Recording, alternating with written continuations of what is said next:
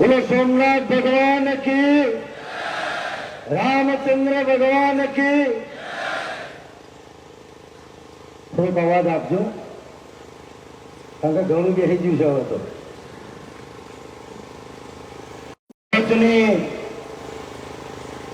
આ પવિત્ર ભૂમિ ભૃગુ કચ્છ, ભૃગુ ઋષિ ની તપોભૂમિ ભરૂચ આપણા સમાજની અસ્મિતાનું પ્રતીક એવા, અને જેની સાથે મહારાણા પ્રતાપનું નામ આપણે સાંભળ્યું છે એવી શ્રી મહારાણા પ્રતાપ રાજપૂત સાતારા ખાતે ભરૂચ અને નર્મદા જિલ્લાના ક્ષત્રિય સમાજ અને સહયોગી સંસ્થાઓના ઉપક્રમે આયોજિત આ ક્ષત્રિય અસ્મિતા સંમેલનમાં ડેશ પર બિરાજમાન સર્વે મહાનુભાવો, માતાઓ, યુવાનો અને વડીલો, ઇન્દ્રસિંહજીએ એમને એવું કહ્યું કે રોજ અથોડા પડે છે, તમારા ઉપર તો અથોડા પડે છે, અમારા ઉપર તો ઘર પડી રહ્યા છે. ઘર થોડો મોટો અથોડો કહેવાય ને. આપ સૌ 3:30 થી શરૂ કરી અને 6 વાગ્યા આપ તડકામાં બેઠા છો. એ બાબતે આપની ધીરજ, આપનો સંયમ, આપની શિસ્તને હું વંદન કરું છું.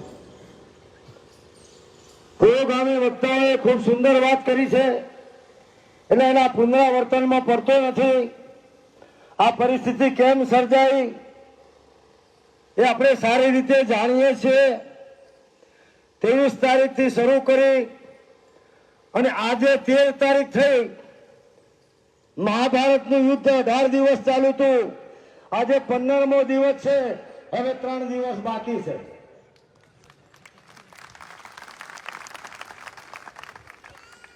પાછા હજળબમ ના થઈ જતા. જ્યાં જરૂર પડે ત્યાં જરા આગલો પડકારો આપતા રહેજો. ક્ષત્રિય સમાજ ભેગો થયો છે. તો રૂપાલાજીએ એ જે કઈ બોલ્યા એ આપણે બધા જાણીએ છીએ. એમને ક્ષત્રિય સમાજ અને ક્ષત્રિય સમાજની નારી શક્તિ, માતૃશક્તિ ની અસ્મિતાને ઉછાળવાનું કામ કર્યું. જેવી એમને ખબર પડી, તરત માફી આપવાને બદલે, માફી માંગવાને બદલે એમને જે માફી માંગી એ વિડીયોમાં એવું બોલ્યા કે મને સૌરાષ્ટ્રના 2 હિઝ હાઇનેસ સ્ટેટ રાજવીઓ ના ફોન આવ્યા. ક્ષત્રિય સમાજમાં ભારતીય જનતા પાર્ટી સાથે જોડાયેલા આગેવાનોના ફોન આવ્યા અને એમને મને એવું કહ્યું કે તમે જે બોલ્યા છો એનાથી ક્ષત્રિય સમાજની લાગણી ને ઠેસ પહોંચી છે, માટે માફી માંગો. એટલે રૂપાલાની લાગણીને ઠેસ નથી પહોંચી, આવું પોતે કહી રહ્યા છે. એમનું પોતાનું જે વક્તવ્ય છે માફીનું, એનો અભ્યાસ કરો. જો ક્ષત્રિય સમાજની લાગણી આહત થઈ હોત તો આમાં લાગણી આહત જ થાય ને ભાઈ. તમે 70 વર્ષના થયા. મેં ગઈકાલે કહ્યું કે રૂપાલાજી તો તમે રામાયણ વાંચી હોય તો એમાં એક પ્રસંગ આવે છે કે ચક્રવર્તી રાજ્ય, અયોધ્યાનું ચક્રવર્તી રાજ્ય. ચક્રવર્તી રાજ્ય એને કહેવાય કે ભારત દેશના 2/3 ભાગ ઉપર જેનું રાજ હોય એને ચક્રવર્તી રાજા કહેવાય. તો આવા દશરથ રાજાએ એક સવારે વહેલા ઉઠી અને અરીસામાં જોયું અને એમને એમના માથા પર એક સફેદ વાળ દેખાય. તરત જ એમને વિશ્વામિત્ર વશિષ્ઠ એમના કુલગુરુને બોલાવી લીધા અને કહ્યું કે આપણે હવે હું વૃદ્ધ થયો છું તો આપણે રામચંદ્રજીને રઘુનાથજીને અયોધ્યાની ગાદી પર બેસાડીએ.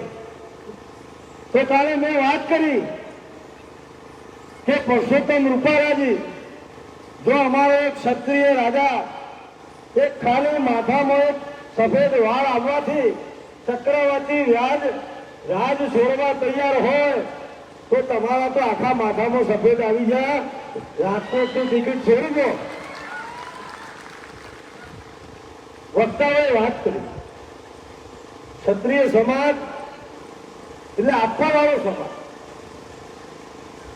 જયારે આઝાદી પછી અંગ્રેજો સાથે કરાર કરવાની વાત આવી ત્યારે અંગ્રેજોએ શરત કરી હતી, દરખાસ્ત મૂકી હતી કે જે રાજાઓને ભારત સાથે જોડાવવું હોય તે રાજાઓ ભારત સાથે જોડાય, જેમને પાકિસ્તાન નજીક પડતું હોય એ પાકિસ્તાન સાથે જોડાય અને જેને સ્વતંત્ર રહેવું હોય તે રાજાઓ સ્વતંત્ર રહે. પણ આ પ્રજા માટે, આ ભારતની એકતા અખંડિતતા માટે, સાર્વભૌમત્વ માટે, લોકશાહીના લાભ પ્રજાને મળે એક કલમના ઝાટકાથી 565 રાજવીઓએ પોતાના રજવાડા મા ભૂમના ચરણે ધરી દીધા. એનો ઇતિહાસ સાક્ષી. માફી પછી પાછા બીજી જગ્યાએ ગયા. એટલે મને અહીં નારદજીની એક વાત યાદ આવી. કેટલાક ભક્તોએ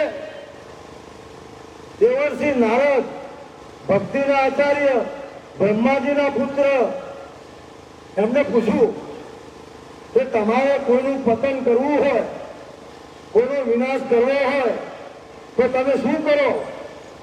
ત્યારે નારદજીએ જવાબ આપ્યો તો અમે કોઈને ધોકા મારવા નીકળતા નથી, પણ એની બુદ્ધિ ફેરવી દે છે. એટલે રૂપાલાની બુદ્ધિ ફરી ગઈ. રૂપાલા, તમે ક્ષત્રિય સમાજના કોલર ઉપર હાથ મૂક્યો છે અને તમે એને વેઠવાની તૈયારી રાખજો. મિસ્ટર રૂપાલા, હું હમણાં હિંમતનગરથી આવ્યો.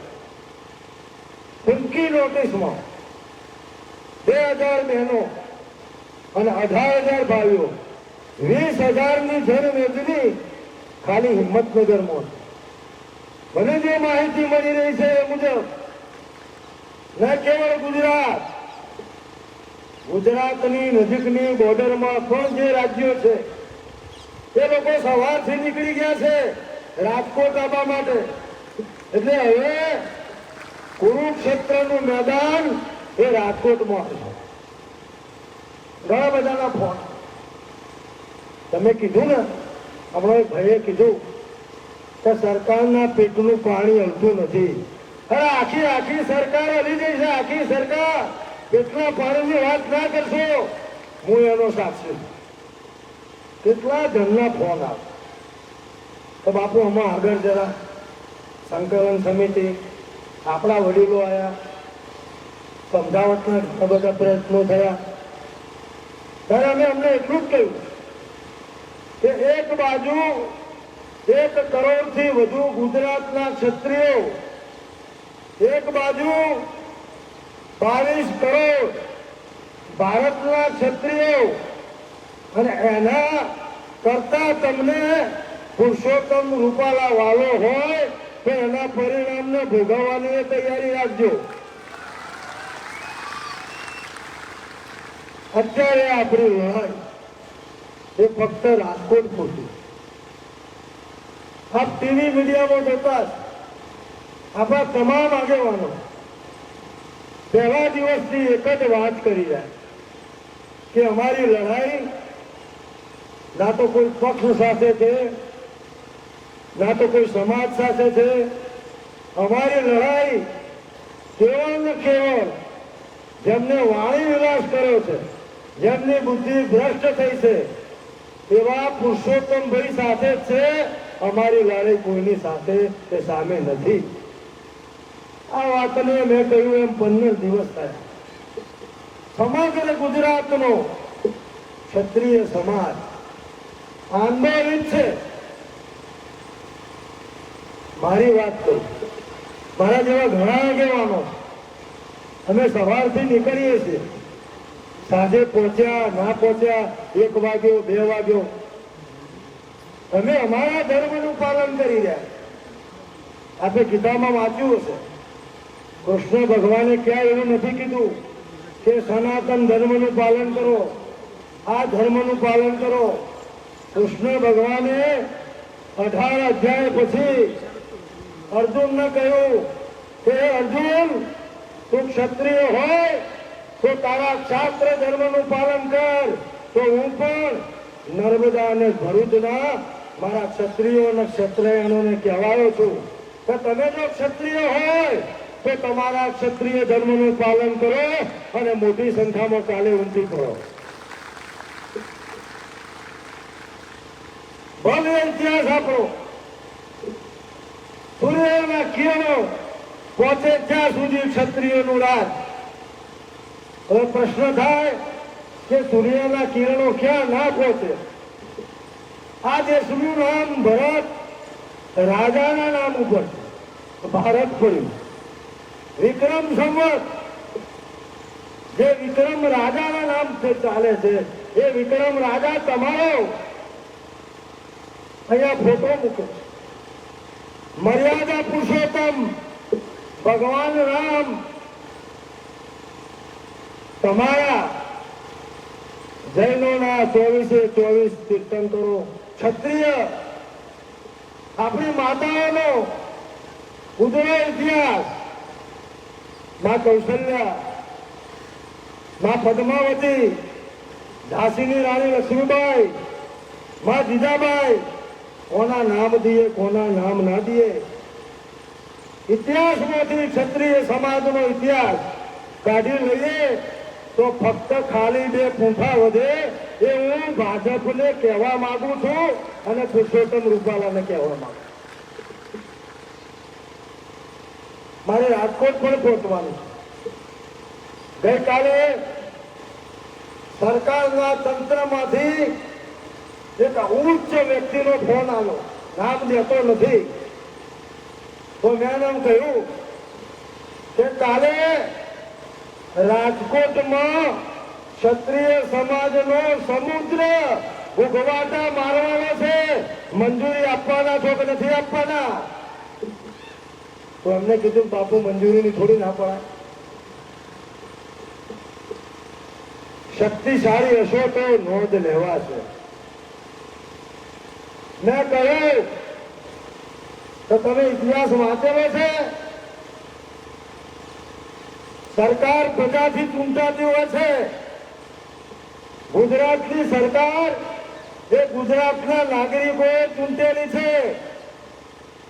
ક્ષત્રિયો પણ ગુજરાતના નાગરિકો છે. તો તમારા ભલા માણસ, અમે જે સંમેલન કરવાના છીએ એનો મંડપ, એની ખુરશીઓ, પાણીની વ્યવસ્થા, શ્વાસની વ્યવસ્થા, આ બધી વ્યવસ્થા તમારે કરવાની હોય. અમે પ્રજાજનો નથી. આ આપવા વાળો સમાજ. આપણે કદી માંગણી કરી જ નથી. 1947 પછી, આઝાદી પછી સૌથી વધુ નુકસાન જો કોઈ સમાજને થયું હોય તો એ કેવળ ને કેવળ ક્ષત્રિય સમાજને થયું. એવા કાયદાઓ આવ્યા. એક તો આપણે મા ભૂમ માટે આપણે રજવાડ આપી દીધું. જે રાજા સિંહાસન પર બેસી અને ન્યાય કરતો હતો, એ સમાજ આજે ન્યાય માગવા માટે રોડ ઉપર આવ્યો છે. તમારા માટે શરમજનક થવું જોઈએ આ વસ્તુ, એવું હું શાસન તંત્રને કહેવા માંગુ છું. તમને શરમ આવવી જોઈએ. મને આજે અમારા એક મિત્રે રસ્તામાં વોટ્સઅપ કર્યું. એવી વાત છે કે એક ભાઈને આંખની તકલીફ થઈ તો ડોક્ટરને બતાવવા ગયા. ઇન્દ્રસિંહ હમણાં વાત કરી કે કાલે 90 ડોક્ટરની દવા લેવા જવાનો છું. તો 90 માનો એક તમારી જોડે આવ્યો છું હું, એ 90 નો પ્રતિનિધિ છું. અને તમે મને જે કામ સોંપ્યું છે પ્રવક્તા તરીકેનું, સમાજનું આંદોલન ક્યાંય ભટકી ના જાય, ઊંધા પાટે ના ચડે, સંયમ સાથે આપણે આગળ વધીએ, એની જવાબદારી પણ આપણી થશે. તો જે ભાઈ દવાખાને આવ્યા હતા ડોક્ટરને બતાવવા માટે, એ ડોક્ટરે આંખોમાં જોયું અને પછી પૂછ્યું કે નેતા લાગો છો. તો પેલા ભાઈએ કીધું કે તમને શું ખબર પડી? કે તમારી આંખો જોઈને ખબર પડી. એટલે કે કેમ? કે તમારી આંખોમાં શરમ જેવું કશું નથી, તમે કોરી આંખો વાળા છો. પુરુષોત્તમ રૂપાલાને શરમ જેવું કશું નથી. અમારી બરોડામાં બેન રંજનબેન ખાલી ભાજપના કાર્યકરો ઉહાપો કર્યો, રાજીનામું આપી દીધું, બિચારીએ ખેંચી લીધું. સાબરકાંઠામાં આપણો ભીખાજી ઠાકોર સહેજ ઉહાપો છો, કીધું મારે નથી લેવું. ક્ષત્રિય સમાજ આંદોલિત છે, તારે પુરુષોત્તમભાઈ તમારામાં શરમ જેવું હોય, તમે જો માણસ હોય ને માણસ, તો તમારા હાઈકમાન્ડ જોડે આજે મોડું કર્યા વગર જતું રહેવું જોઈએ અને કહેવું જોઈએ કે આજે જયારે આખો ક્ષત્રિય સમાજની સાથે જોડાયેલો સમાજ રોડ ઉપર છે, આક્રોશમાં છે, તો એ હાઈકમાન્ડ હું મારું રાજીનામું, મારી ઉમેદવારી પાછી ખેંચું છું.